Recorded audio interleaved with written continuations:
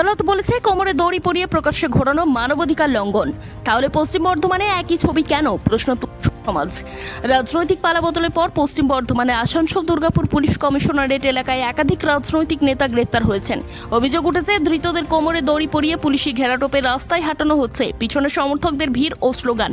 এর আগে ফলতা জাহাঙ্গীর খান মামলায় মহামান্য আদালত স্পষ্ট পর্যবেক্ষণ দেয়, কোমরে দড়ি পরিয়ে প্রকাশ্যে অভিযুক্তকে ঘোরানো মানবাধিকার লঙ্ঘন। আইনজীবীদের মতে সুপ্রিম কোর্টেরও একই নির্দেশ রয়েছে। অভিযুক্ত দোষী প্রমাণিত হওয়ার আগে তাকে অপরাধীর মতো দেখানো যায় না। জেলার সভ্য সমাজের প্রশ্ন, পুলিশের কাজ অপরাধী ধরা, জনরোষ দেখানো নয়। রাজনৈতিক সমর্থকদের উল্লাস বা পাল্টা আন্দোলন হলে পুলিশের ভূমিকা কি হবে? আইনের শাসন সবার জন্য সমান হওয়া উচিত। সভ্য সমাজ চায় আদালত বিচার করুক, পুলিশ আইন মেনে চলুক, অভিযোগ প্রমাণের আগে প্রকাশ্যে হেনস্থা নয়। আসানসোল থেকে ননস্টপ এক্সপ্রেসের প্রতিবেদন।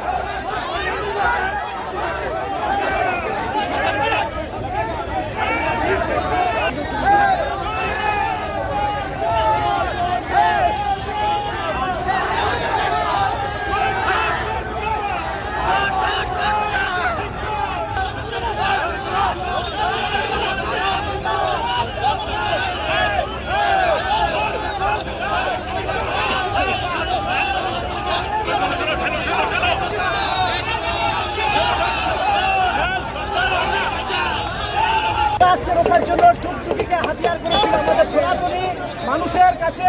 এই টুকটুকি একটা শুধু খেলনা নয়, এই টুকটুকি আমাদের সন্ত্রাসের বিনাশের প্রতীক বলে পরিচিত।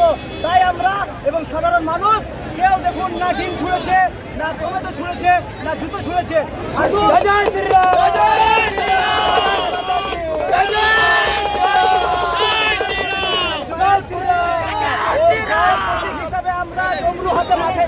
শুধু আমরা নয়, সাধারণ মানুষ মাঠে নেমেছে। আজকে আমরা হিন্দুত্বর পরিচয় দেখিয়ে দিয়েছি সাধারণ মানুষকে।